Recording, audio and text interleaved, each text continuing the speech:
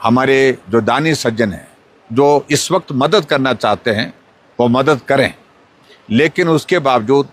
किसी भी अकाउंट में इस प्रकार से जो जानकारियां आ रही हैं कि इस अकाउंट में पैसा डाला जाए, उस अकाउंट में पैसा डाला जाए, ऑफिशियल कोई भी अकाउंट हमने अभी तक तय नहीं किया है। मैंने 3 चीज़ें तय की हैं, महत्वपूर्ण चीज़ें। एक तो पहले, जो लोग जिनकी दुखद मृत्यु हो गई है। दूसरा, वो लोग जिन्होंने परिवार के सदस्य खोए हैं, यानी कि जिनकी अभी तक मिसिंग रिपोर्ट है, उनके परिवार को हम प्राथमिकता के आधार से जो मदद ज़्यादा कर सकते हैं वो मदद करने के लिए हम प्रयत्न कर रहे हैं, जिस भी माध्यम से। और इसके अतिरिक्त आने वाले समय में हम पिछले कल मुख्यमंत्री जी के साथ जो बैठक की तो उसमें हमने बहुत विस्तार से चर्चा की है, और वो चर्चा ये की है कि हम आगे रिहैबिलिटेशन के लिए साथ प्लान शुरू करें, नहीं तो हमारे लोगों के लिए इस वक्त बहुत बड़ी कठिनाई होगी, क्योंकि बरसात के बाद सीधा सर्दी का मौसम आता है और सर्दी के मौसम में बहुत बड़ी कठिनाई इस इलाके में होती है, और उनके लिए कम से कम ठहरने की व्यवस्था, रहने की व्यवस्था हो। इसके लिए अगर संभव हो सके तो शेल्टर होम आप बनाने की प्लान करें, जगह प्रशासन तय करे, और शेल्टर होम जहां कंबाइंड किचन हो, कंबाइंड किचन के साथ साथ में जो है वहां पर कम्युनिटी किचन के साथ कम्युनिटी टॉयलेट्स हो, इस प्रकार की सुविधा दी जा सकती है। जो लोग बहुत बड़ी तादाद में अपने रिश्तेदारों को घरों में ठहरे हैं, जो लोग अपने घरों को खोने के बाद स्कूल के भवन में ठहरे हैं, महिला मंडल में ठहरे हैं, उनको एक बहुत बड़ी सुविधा होगी।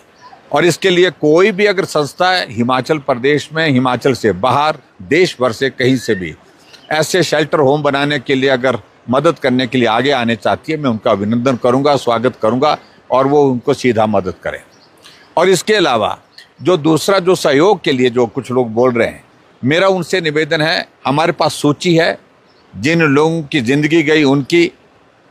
जिन लोगों की अभी तक मिसिंग की रिपोर्ट है, उनकी भी। अगर आप उनके परिवारों को मदद करना चाहते हैं, हम आपको डिटेल दे सकते हैं, उनका अकाउंट भी उपलब्ध करा सकते हैं। सीधा कोई दानी सज्जन, कोई संस्था अगर उनको मदद करना चाहती है तो सीधे उनके अकाउंट में उनमें उनके नाम पर चेक काट करके मदद कर सकते हैं। ये भी मेरा निवेदन है, ताकि पारदर्शिता बनी रहे। मैं बड़ा स्पष्ट हूँ इस बात को लेकर के, यहाँ इस पुण्य के कार्य में जो सेवा का काम इस वक्त लोग कर रहे हैं, इसमें एक एक पैसा जो आया है वो पात्र व्यक्तियों तक पहुँचना चाहिए। इसके अलावा जिन लोगों के घर बह गए हैं, उनको अगर मदद करने की आपकी मंशा किसी की दानी सज्जन की है, और कोई संस्था मदद करना चाहती है, कोई एनजीओ मदद करना चाहती है, हम उनका भी आपको अकाउंट दे सकते हैं, उनका एड्रेस दे सकते हैं। सीधा उनके नाम पर आप चेक काटकर उनको पैसा दे करके उनके घर को बनाने के लिए मदद कर सकते हैं। और इसके अलावा आप किसी गरीब बच्चे के लिए, गरीब परिवार के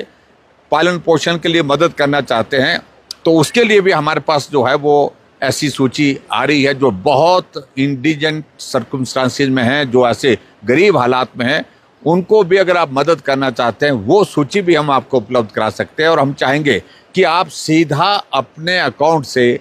अकाउंट के माध्यम से, चेक के माध्यम से उनको पैसा ट्रांसफ़र करें, ताकि पारदर्शिता बनी रहे।